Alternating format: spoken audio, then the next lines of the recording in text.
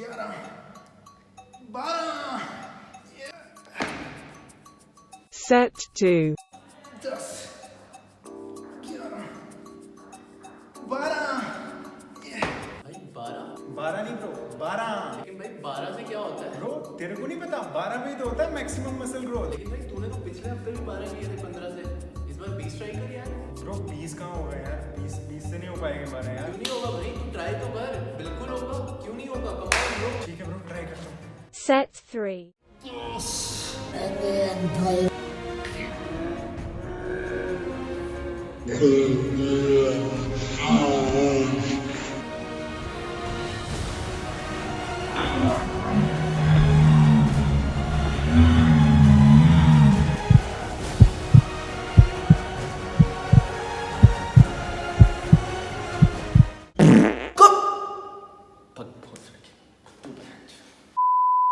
नमस्ते यूट्यूब वासियों, कैसे हो आप सब? पिछली वीडियो में हमने आपको प्रोग्रेसिव ओवरलोड के बारे में बताया था, और साथ में ये भी बताया था कि हम किन किन मेथड से प्रोग्रेसिव ओवरलोड अप्लाई कर सकते हैं। क्योंकि वो वीडियो ज्यादा लंबी हो जाती, इस वजह से हम उसमें एक प्रैक्टिकल एग्जांपल नहीं दे पाए कि आपको कब अपने लिफ्ट्स में वेट इंक्रीज करना चाहिए। तो इस वीडियो में हम आपको वही मेथड्स बताने वाले हैं जिससे आपको पता चलेगा कि आपको अपने लिफ्ट्स में वेट कब और कैसे इंक्रीज करना चाहिए, जिसकी हेल्प से आपका स्ट्रेंथ और मसल साइज दोनों मैक्सिमाइज हो। साथ ही साथ हम आपको अपना पर्सनल फेवरेट मेथड भी बताएंगे जो हमें लगता है कि फास्टेस्ट वे है ओवरऑल मसल बिल्ड करने का। तो वीडियो को एंड तक जरूर देखना क्योंकि वीडियो बहुत इंटरेस्टिंग होने वाला है। एंड आई एम श्योर इस वीडियो के बाद आपको प्रॉपर स्ट्रक्चर पता चल जाएगा कि आपको अपने लिफ्ट्स में कब और कैसे प्रोग्रेस करना चाहिए। तो चलते हैं सीधा फर्स्ट पॉइंट पे।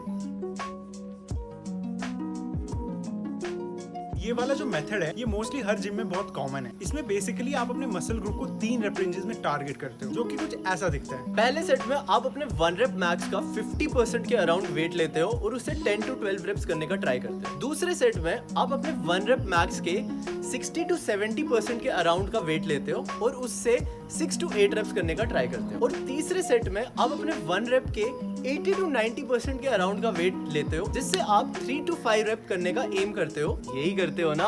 पता है मुझे। अब बात ये आती है कि क्या ये मेथड परफेक्ट है? हमारे ख्याल से नहीं। इस मेथड के साथ दिक्कत ये है कि स्टार्ट में तो ये मेथड आपके साथ वर्क करेगा, बट जैसे जैसे आपकी मसल साइज और स्ट्रेंथ इंक्रीज होगी वैसे वैसे आपके लिफ्ट्स में वेट्स और रेप रेंज वेरी करेंगे। आसान शब्दों में आपका 1 रेप मैक्स तो हमेशा सेम नहीं रहेगा, क्योंकि जैसे जैसे आपकी स्ट्रेंथ बढ़ेगी वैसे वैसे आपका 1 रेप मैक्स भी बढ़ेगा। अगर आप इस मेथड के हिसाब से चल रहे हो तो आप हमेशा गेस करते रहोगे कि आज मैं इस वेट से 12 रेप्स करूं या मैं इस वेट से भी 12 रेप्स कर सकता हूं, जिसका रिजल्ट ये होगा कि आप ऑप्टिमली ट्रेन नहीं कर पाओगे। और दूसरी बात, जैसे जैसे आपके न्यूबी गेन्स खत्म हो जाएंगे और आप एक्सपीरियंस गेन करते जाओगे वैसे वैसे आपका प्रोग्रेशन स्लो होता जाएगा। और एक पॉइंट के बाद प्रोग्रेशन इतना स्लो हो जाता है कि आपके सभी सेट्स में 2 रेप्स का या तो 1 रेप्स का प्रोग्रेशन आता है। अब हम ये नहीं कह रहे कि ये वाला मेथड टोटली खराब है, इस मेथड से भी आप मसल बिल्ड करोगे, बट हमें पर्सनली ऐसा लगता है कि इससे बेटर मेथड भी है जिससे आप मोर एफिशिएंटली मसल बिल्ड कर पाओगे।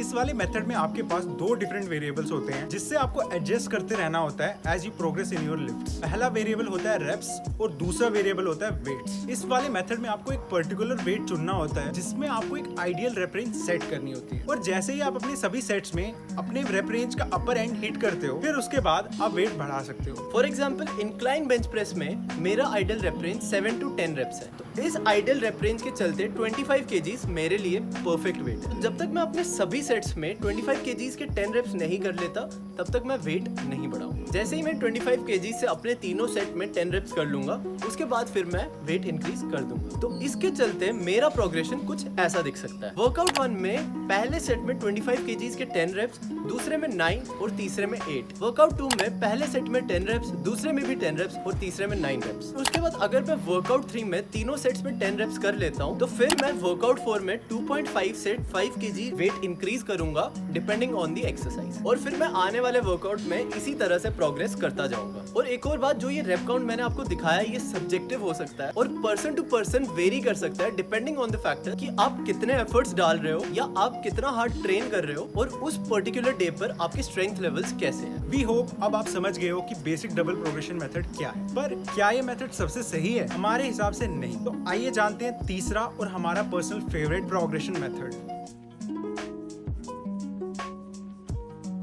अब ये वाला जो मेथड है ये बेसिक डबल प्रोग्रेशन मेथड से थोड़ा सा अलग है। इस मेथड में बेसिकली आपको अपने तीनों सेट्स में अपने आइडियल रेप रेंज के अपर एंड को हिट करने की जरूरत नहीं होती। आसान शब्दों में इसमें आपको अपने वेट्स इंक्रीज करने के लिए हर सेट में वो 10 रेप वाली रेंज तक जाने की जरूरत नहीं है, जैसे कि हम बेसिक डबल प्रोग्रेशन मेथड में करते थे। इस मेथड में जो आपका पहला सेट होगा वो आपका मेन गॉड सेट होगा, क्योंकि जैसे ही आप अपने पहले सेट में अपने आइडियल रेप रेंज के अपर एंड को हिट कर लोगे, उसके बाद आप अपने अगले वर्कआउट में उस पहले सेट में वेट इंक्रीज कर सकते हो और बचे हुए सेट्स में वेट्स वापस से डिक्रीज करके उस आइडियल रेप रेंज के अपर एंड को हिट करने का ट्राई करो। मुझे पता है ये समझने के लिए थोड़ा सा कॉम्प्लिकेटेड था, इसलिए फॉर एग्जाम्पल अगर सेम इंक्लाइन बेंच प्रेस पर वर्कआउट 1 में मैंने पहले सेट में 25 kgs के 10 रेप्स, दूसरे सेट में 25 kgs के 9 रेप्स और तीसरे में 25 kg के 8 रेप्स। अब क्योंकि मेरा आइडियल रेप रेंज 7 to 10 था, इस वजह से मैं अपने अगले वर्कआउट में अपने पहले सेट में 27.5 kg के 7 रेप्स की ट्राई करूंगा और अपने बाकी सेट्स में 25 kgs के 10 रेप्स करने की ट्राई करूंगा, जिससे मेरा प्रोग्रेशन कुछ ऐसा दिख सकता है। फर्स्ट सेट में 27.5 kg के 7 रेप्स,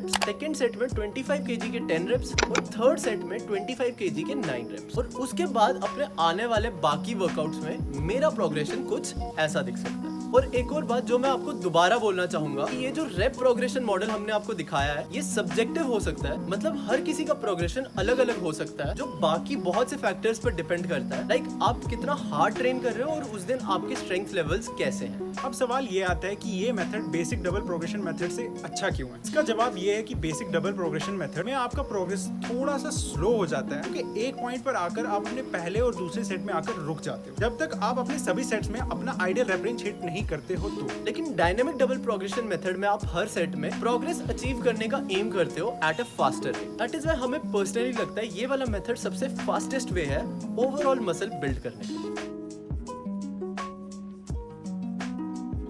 अब हमने आपको 3 मेथड्स बता दिए कि आप किस वे में प्रोग्रेस अचीव कर सकते हो, और हमने आपको अपना पर्सनल पर्सपेक्टिव भी बता दिया कि हमारे हिसाब से कौन सा मेथड सबसे अच्छा है। लेकिन एक बात ध्यान में रखना कि हर एक का प्रोग्रेस करने का तरीका अलग अलग होता है, और अगर कभी आप अपना डिजायर रेप रेंज अचीव नहीं कर पाए तो उससे निराश होने की जरूरत नहीं है, क्योंकि चीजें हमेशा परफेक्टली नहीं चलती। दूसरी बात, हर दिन प्रोग्रेस नहीं आता है, लेकिन इसका ये मतलब नहीं है कि आपका वर्कआउट खराब हुआ। एक खराब वर्कआउट वही होता है जो कभी हुआ ही नहीं। तो हमेशा अपने अंदर उस प्रोग्रेशन की भूख जरूर रखो और आई एम श्योर आपको अपने डिजायर्ड रिजल्ट्स जरूर। अगर आपको ये वीडियो पसंद आया तो चैनल को जरूर सब्सक्राइब करो यार, और वीडियो को लाइक भी कर दो। और साथ ही साथ अगर आप हमसे 1-on-1 ऑनलाइन कोचिंग में जुड़ना चाहते हो तो हमें हमारे इंस्टाग्राम पेज पे डीएम करो या फिर हमें मेल भी कर सकते हो। We will surely contact you back. और वीडियो के नीचे कमेंट सेक्शन में अपने डाउट्स भी बताओ, और ये भी बताओ कि हम और किन टॉपिक्स पे नए वीडियोस बनाएं। और बस बाय। और बस और रुक बस हो गया। भाई रुक, वो भी बोलना है। क्या? लाइक शेयर सब्सक्राइब बोल दिया। वो पता है रुक जा, उनको रुक जा। पसंद आई होगी, करेंगे। ठीक है फिर खत्म कर। 8 रेप का प्रोग्रेशन मिले। ये छाट ले मेरा, तू चूतिया है एक नंबर का साले। तो आधे घंटे से तेरे को 4 बार बोला। साले एक लाइन बोलनी थी भोसड़ी के। चल कोई बात